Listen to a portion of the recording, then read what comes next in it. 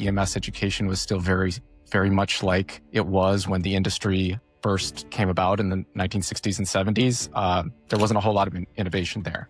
And so I felt like that we should really apply the model that U.S. medical schools are doing to transform people into physicians, apply that to EMS education. And so I wanted to create a hybrid online in-person training program, which might have been the first of its kind back then. And so it was just this problem that I really felt like somebody should solve. And so I ended up starting a program halfway through med school to try to address that. And so it made the training a lot more efficient, and we had very good outcomes and kept going with the program, kept growing over the years, and we kept adapting and optimizing.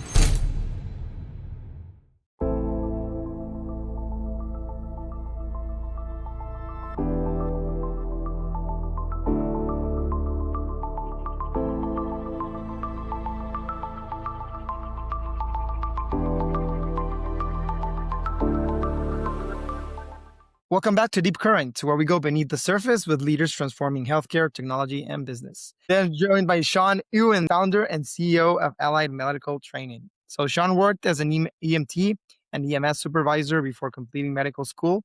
In 2010, while still in medical school, he launched what would become one of the country's early hybrid EMT training programs, which is pretty interesting, combining online education with accelerated hands-on instruction, which is pretty cool. So today, Allied Medical Training has served more than 15,000 EMS professionals and works with students and organizations across the country. Sean is also a multi-venture founder with experience spanning healthcare education, technology consulting, and hospitality. So Sean, welcome to Deep Current. It's great to have you. Right. Thanks for having me. No, for sure. Before we get started and all that, everything about the company and the industry, what can you tell us about yourself and Allied? Yeah, I started Allied 16 years ago now, just over 16 years ago.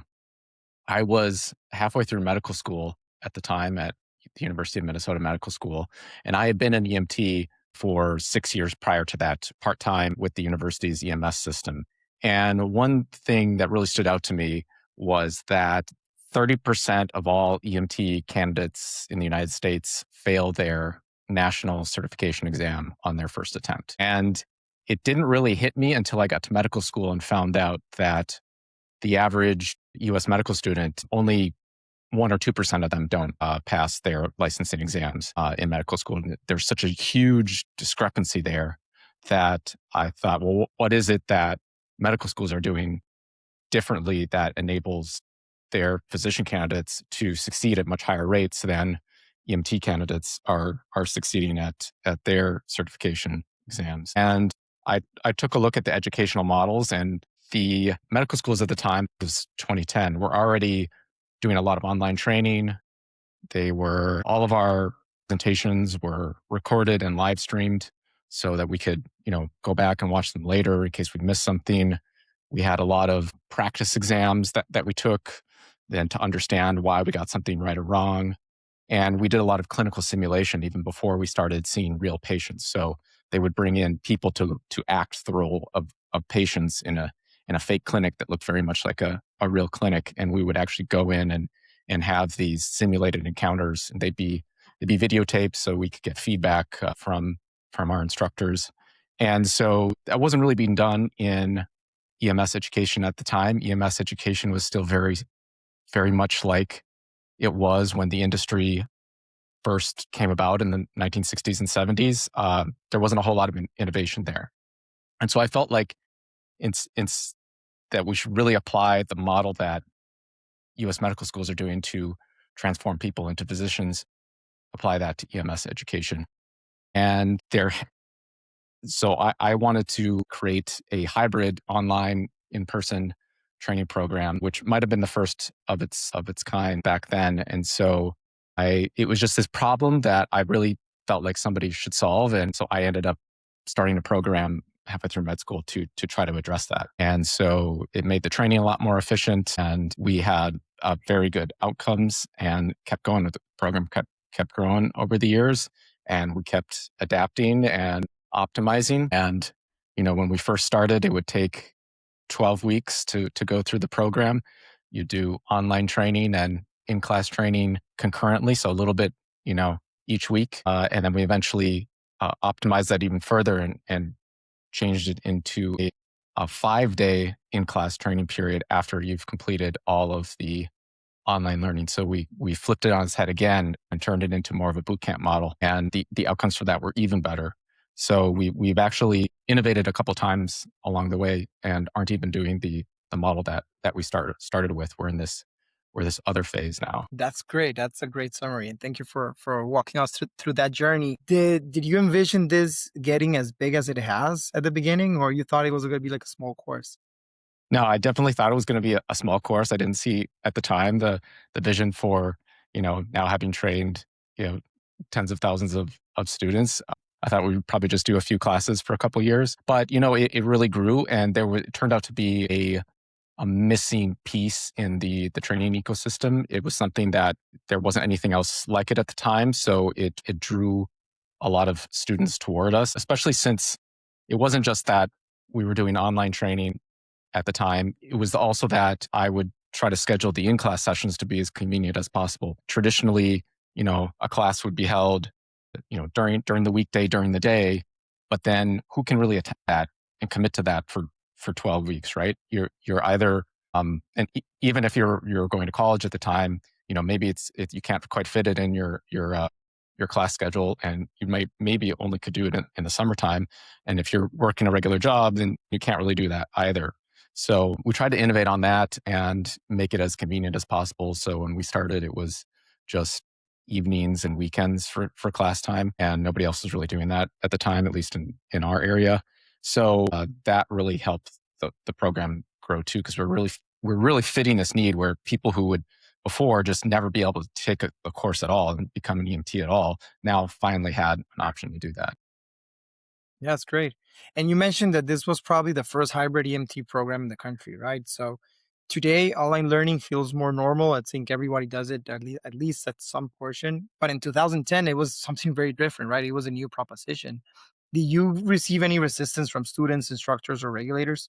I don't think we really received any resistance. I think there's a certain type of person that really needs that in class all the time type of structure. So, scheduled date and time that they need to be somewhere to really get through the training. So for that type of student, our program's not the best fit. But for those that are self can really push themselves and are self motivated enough to really go through the learning at their own pace, then it works out really well for them. I give a lot of kudos to the to the state regulator that actually granted us our initial license. We definitely checked all the boxes and had everything in order, but it was probably not something that I expect to see a 23-year-old as program director of a brand new EMS education program. And, it's to their credit that they saw something in what I created, and it's turned out to be, a very successful program. And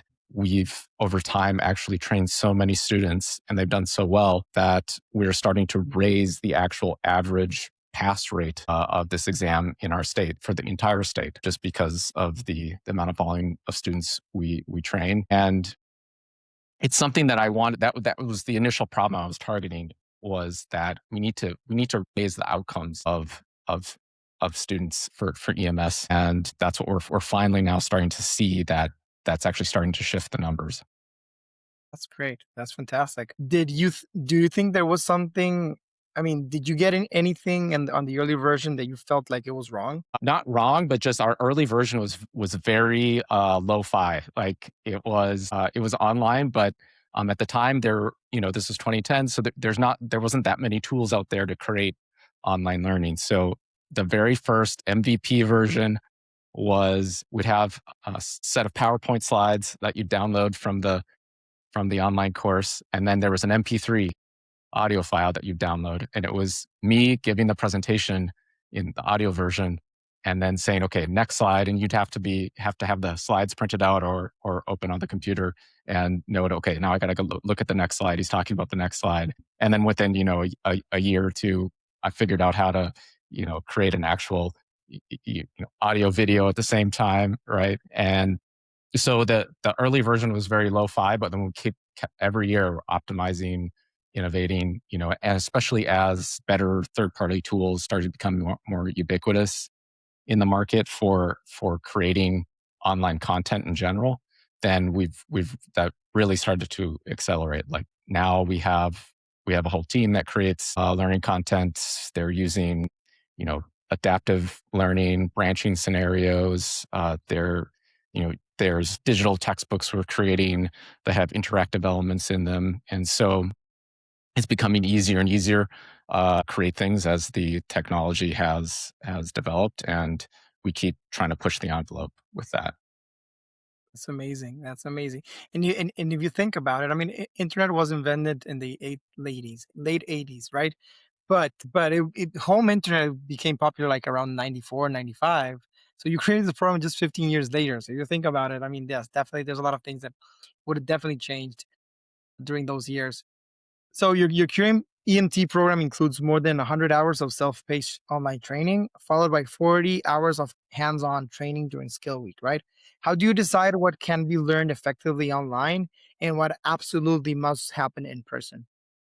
Yeah, becoming an EMT is a combination of didactic learning, like sort of cognitive based learning, like knowledge based learning. And the other part of it is motor skill learning. And so when you put it together, it's psychomotor skills.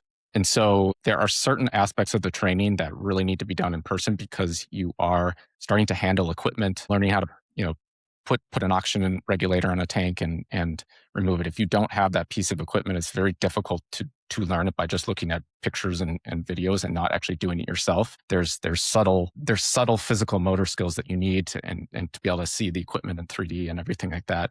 And learning some of the patient care maneuvers like how to roll a patient, put them on a backboard, a stretcher, lifting and moving, and also assessing a patient is a lot of hands-on work. And so anything that is a motor skill like that, we might review it in the online course to give a primer of the steps so that you'll have to do this, this, and this. But then in the classroom, they're actually doing the physical stuff and putting it all together. So anything that it's a knowledge learning based, we put online. And then, we put as much of that online as possible so that we can make the classroom portion very efficient, very hands-on, very engaging. And it's usually the part of the course students rate the highest is coming there in person. It's a very intense 5 days because it's all day, every day. But people come away from that feeling like they've really changed and transformed for the better, and also tend to be really tight with the group that they went through that with. Something I've observed over the years is whenever you go through a very intense experience, even during a short period of time with other people, the same people, it tends to form these tight bonds as if you've known each other for, say, a year. And when you think about it, how many times do you see a friend of yours throughout the year, right? It maybe even if you had met up once a week or once a month for coffee, maybe it's like 12 hours. But this is you're spending 40 hours together with the same people doing something very hard together where you're all doing the same thing. And that ends up being a very memorable experience. And so anything that's a physical motor skill, anything that's putting it all together, we say for that in class, and then everything else is online. That's great. And yeah, now that you mention it, I started engineering, right?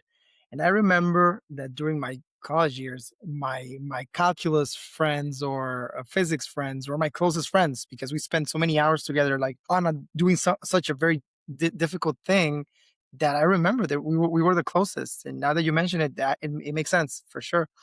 And I can also imagine that, I mean, a student can understand intellectually and perform great, but they might be, when they get to the physical part, they might be underprepared sometimes. So do these clinical simulations reveal weaknesses that online exam might miss? Yeah, totally. A lot of times most people haven't been through a performance style exam. At the end of our skill training, the end of the week, there is it's a psychomotor exam. So there's 6 skills that the student will perform with an examiner. It's very structured and regulated, but by the state and the national National Registry of EMTs. And so, but it's usually other than maybe other driver's license test where you've got to drive around with an examiner. A lot of times people have not been through that type of performance examination. So that is something that we train them towards, and it's meant to simulate a real student or a real patient care experience. And part of the training that we do is we towards the end of the week they do a simulated clinical encounters where we actually bring in people that act the role of patients, people that they haven't worked with yet, so they're people they haven't met, so there's no element of familiarity. And there's a variety of medical and trauma scenarios that these actors play out. If it's an injury, they'll have received Hollywood style makeup before to make the injury look super real. And then we'll also introduce other elements of stressors into the scene.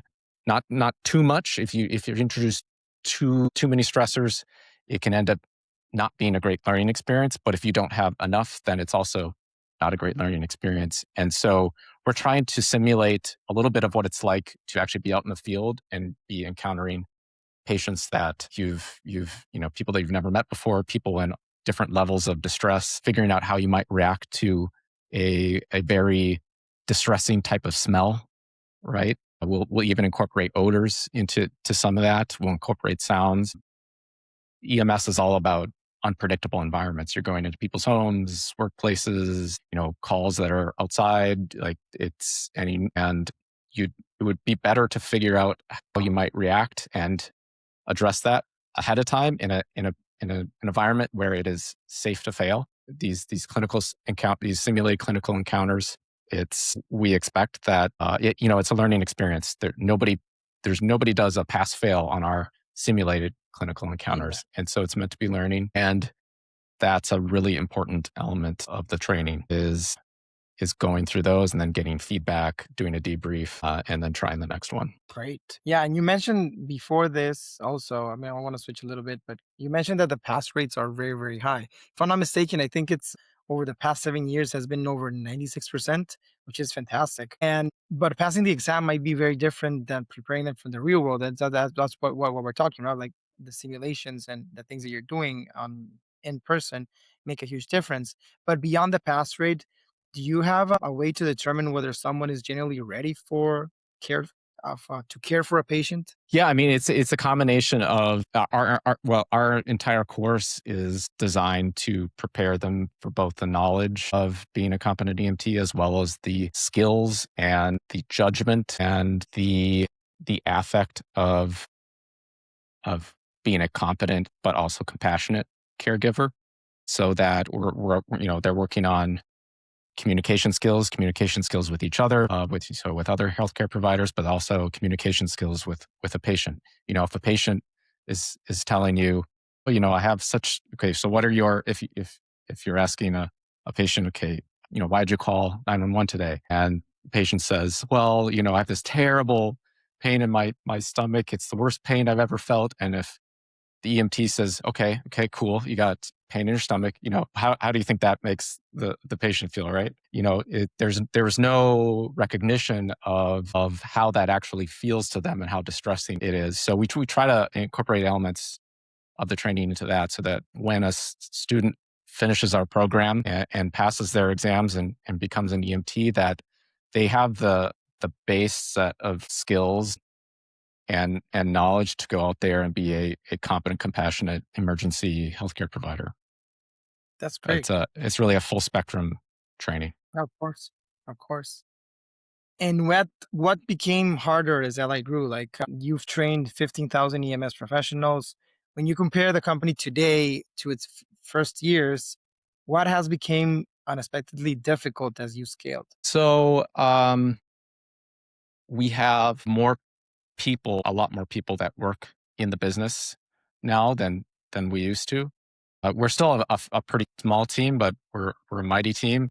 And so what has become, difficult over the years is just growing our capabilities to be a company rather than only a training program, and really building out those specializations And something that we learned years ago was that since our industry is so very specific, our ecosystem of EMT training, it's a lot of new lingo. It's really hard for somebody to get if they didn't go through the training and become at least an EMT.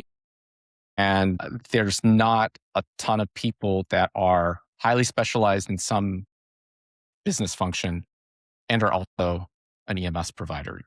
Usually somebody's one or the other.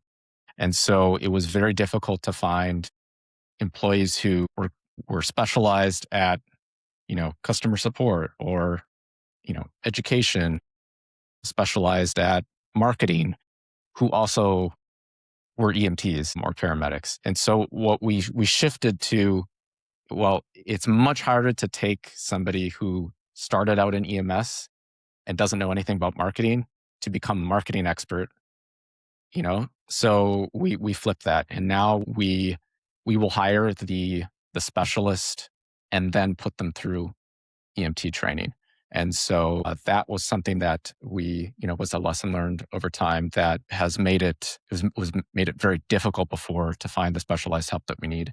And now we know that we just have to we train them up. And so the difficulty is that it's slower for a new staff member in a specialized role to get up to speed because they've got to go through the EMT training first. So there's an extra, maybe 2 months where they're a little bit more limited because they just don't have the knowledge of the industry yet. And then once they go through the training, it kind of like it all makes sense. Gotcha. And would you say that that is the most difficult thing right now in the company? The most difficult thing, I think one of our longstanding challenges is trying to figure out how to grow in a very highly regulated field like ours. There is no playbook for regulated EMS education companies. Every state has different laws, regulations. Most states, really, the way the regulations are set up around EMS training, a program like ours doesn't really fit. And we wouldn't really be able to do the same type of training we do there, which would really limit our ability to train that many students. And so there's this patchwork of completely different regulations around the country, even though everybody ends up getting the same national certification. And so that's made it really difficult to figure out how to grow without going and starting a bunch of locations in other states because they're so different. And that's always been the biggest challenge. We're trying, now that our team is a bit bigger, we are starting to attack it in different ways, like adding on shorter pieces of training that aren't regulated or aren't as regulated. Like this year, we launched EKG interpretation as a solo course. We're about to launch a test prep course and exam database for students to prepare for their national registry exam. And we keep looking for other types of products and services that we can add on. And really, the model of training students in only 5 days straight and only a week was an innovative solution to the problem of how do we expand beyond the Minneapolis and St. Paul area. And I, at the time, took a look at what coding boot camps were starting to pop up at the time. This was maybe 9 years ago. And the concept of shortened amount of time, boot camp style, getting people to be a competent junior developer in a short period of time. It's like, well, if we can do this for computer science, then we can probably do this for EMS. And by shortening the in-class time, it would enable people from out of state to make it more reasonable for them to travel in and get the training done. And that's exactly what happened. In the years since, about 50% of our EMT students actually come from out of state. And so it allowed us to really grow the program without having to have locations in other states. So even if the program is in Minnesota, for example, if I come from Texas and I do the online course completely and I say, hey, I'm going to go for the 5 days course in person, even if you're regulated in Minnesota, I pass the exam. I'm going to have the EMT or certification, and I can use it in Texas. That's what you're saying. So yeah, at the end of the day, the course is national, but you can only provide the on person training in Minnesota, correct? That's the only thing. Yeah, And gotcha. that's for our initial certification, like to become an EMT. We have another division that is all the continuing education, so to get recertified, and that's 100% online. And so people don't need to come to us. We have students from all over the country. It's just self-paced online learning. Yeah, So that's sort of a different story. We have a national accreditation to do that type of training, but to become an initial EMT, yeah, they have to come to our facility for just those 5 days. makes sense. And have you explored like opening other states? I mean, I'm pretty sure you have, but I'm pretty sure that's difficult.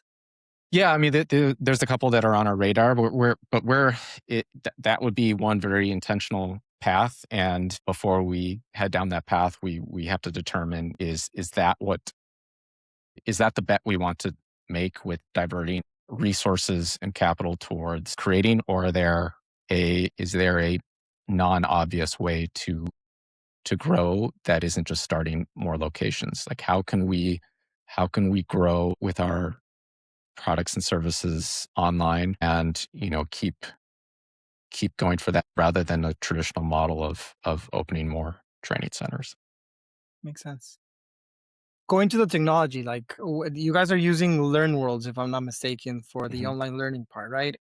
Yeah. But you've also written about having to build like an internal systems and because there was no established playbook, as you mentioned before, like or a hybrid EMS program before. So a lot of things you have to create from zero.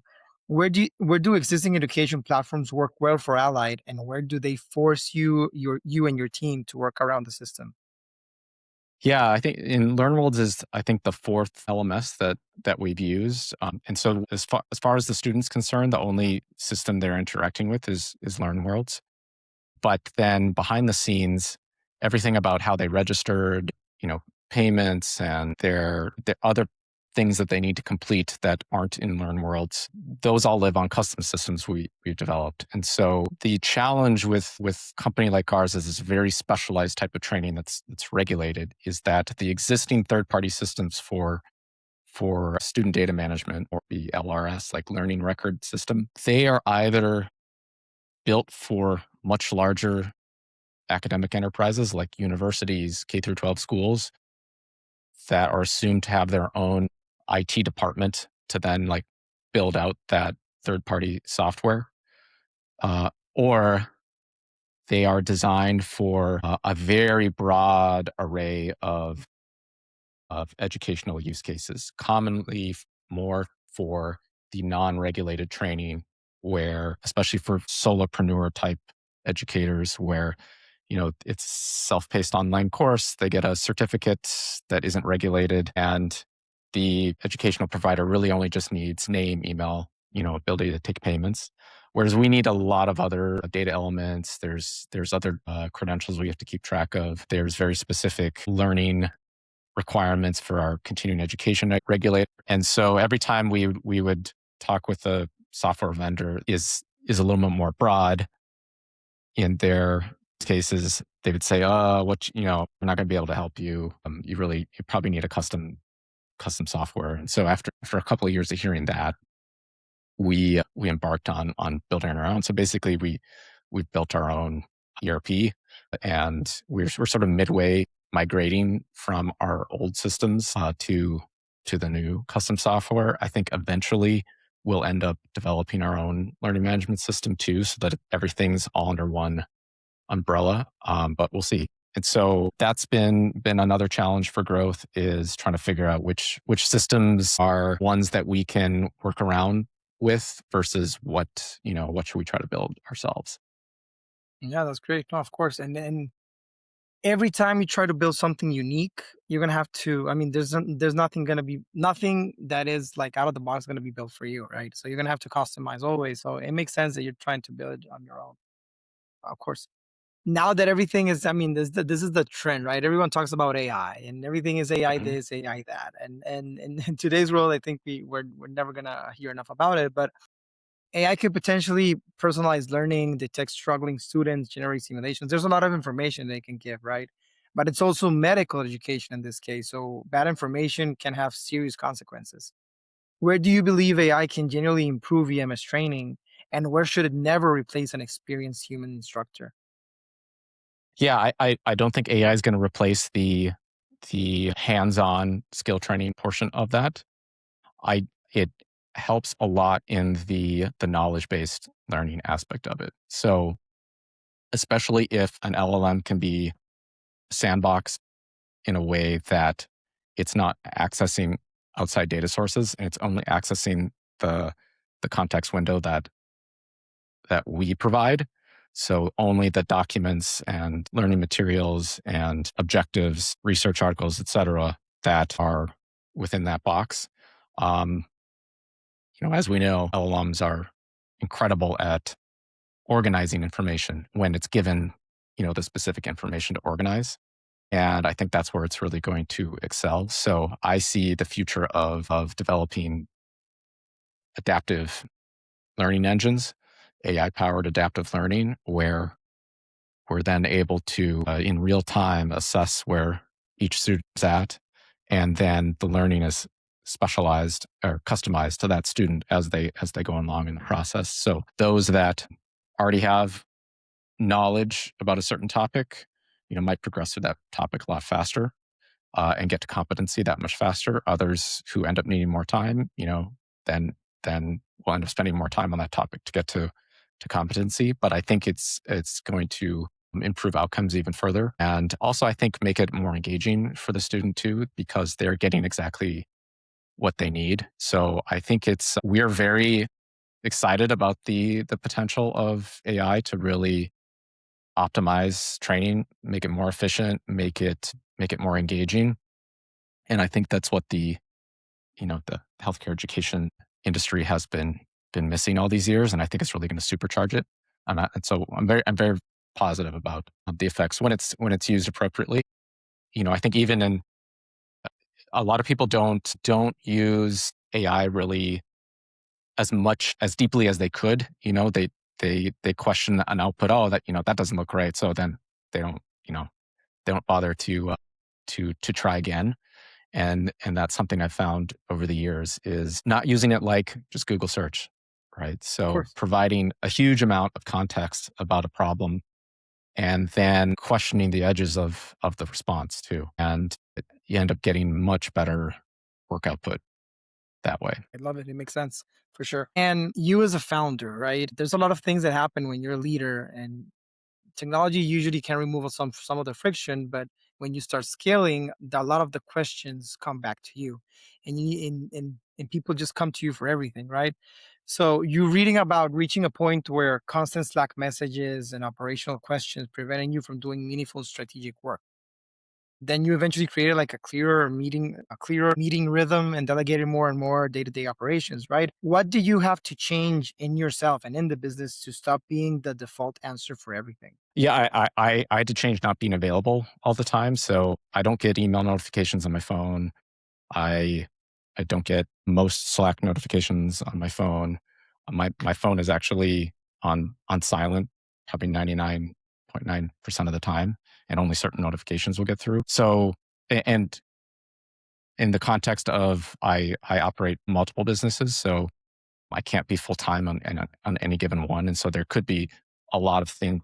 That's just the context switching is extreme to have even different businesses issues coming up, and so I created a biweekly operations leadership meeting, and the concept of that is a lot of things that come up really aren't urgent. I think most things in business are not urgent, especially coming from medicine, where the urgent things are people's lives, and usually if something doesn't get done, like nobody's going to die in business. So I changed the meeting cadence so that anything that is not urgent, which are most things, gets saved to these biweekly meetings. And we might have like a Slack channel that's just devoted to that, that just has a running list of all the things that we'll want to go over. I'll add some things. My team will add some things. Sometimes if I have time, I'll go in and see if there's something I can work through before the meeting.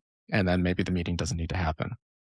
And so that really helped to consolidate everything. And I found I could get through a lot more in that hour that we meet and actually work through some things live. Because sometimes it's working through, some glitches with technology or or what have you, where it's really helpful to share screens. And it's almost like co-working in a way. And then, but getting the live feedback as opposed to getting all these notifications throughout the day of an async question and then having to go do a bunch of back and forth because I don't have enough of the context. I still have more questions about it.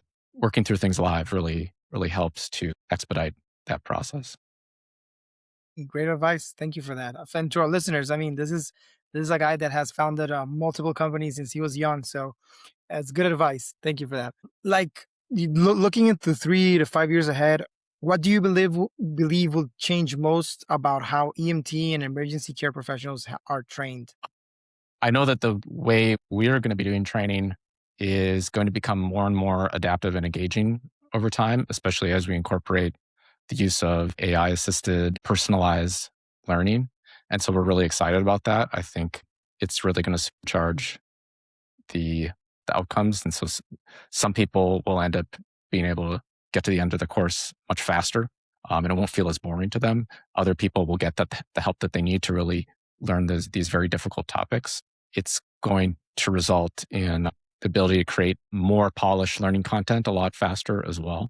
And so there's just so many aspects of it that have been some, that are big breakthroughs that I've been looking forward to. The ability to create software now is just, especially as of this year, is pretty incredible. The speed at which we're now able to create tools for little friction points that the cost benefit ratio would just be way too high in the past to have a software tool developed to save a few dozen hours a year of staff time to do some manual process. And so because of that, we'll be able to get more efficient and we'll also be able to serve people even better. So we can expect to see response times increase from when a student asks a question to our team. But we're going to see certificates issued faster. Their credentials sync up. Their completed courses sync up with the regulators a lot faster. All that sort of stuff. So I think it's a pretty bright future ahead for those of us that are really really positive about embracing the technology. For sure. I think it's going to be very interesting. Definitely.